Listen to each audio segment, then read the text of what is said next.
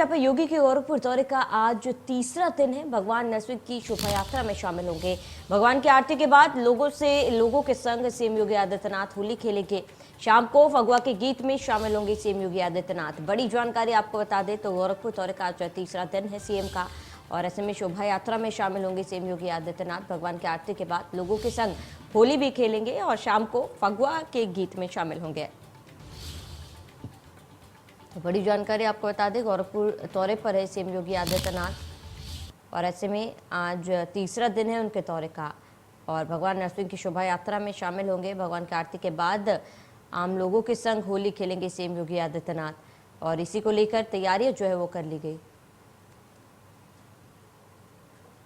वही ज्यादा जानकारी के लिए संवाददाता सुशील हमारे साथ गोरखपुर से लाइव जुड़ चुके हैं। सुशील, क्योंकि गोरखपुर दौरे का आज तीसरा दिन है, ऐसे में आज कहा यह भी जा रहा है कि आम लोगों के साथ, आम जनता के साथ भी सीएम योगी आदित्यनाथ जो है वो होली खेलेंगे। ऐसे में इसको लेकर क्या कुछ शेड्यूल है, क्या कुछ तमाम जानकारी है?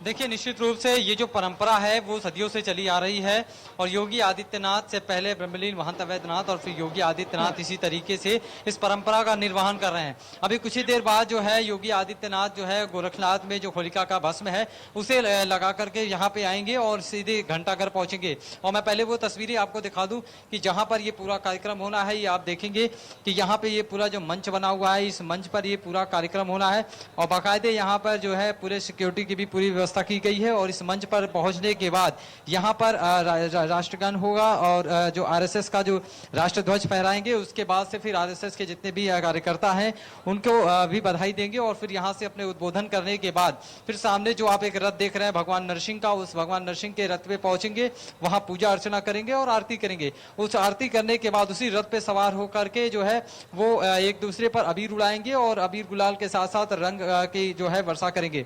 और ये पूरी जो भीड़ देख रहे हैं केवल योगी आदित्यनाथ के समर्थक को देखने के, योगी आदित्यनाथ के समर्थक हैं और उनके चाहने वाले हैं, और हर साल इसी तरीके से होली के त्यौहार में यहाँ पे ये पहुंचते हैं, और बाकायदे यहाँ आने के बाद उस होली की परंपरा जो एक संस्कृति है वो संस्कृति का निर्वहन करेंगे।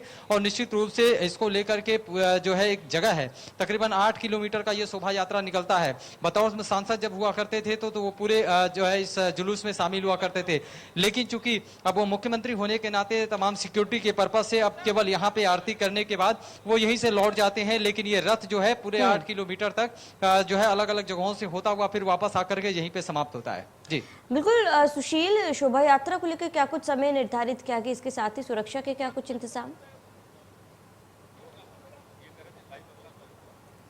8:30 बजे के आसपास जो है सीएम योगी आदित्यनाथ यहाँ पे आएंगे।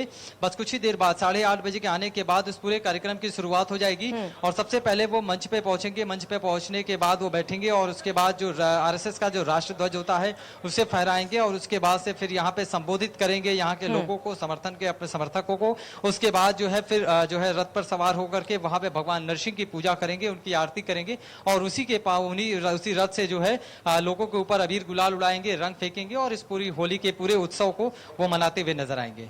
जी बिल्कुल सुशील, तमाम जानकारी के लिए हमारे साथ जुड़ने के लिए आपका बहुत बहुत शुक्रिया।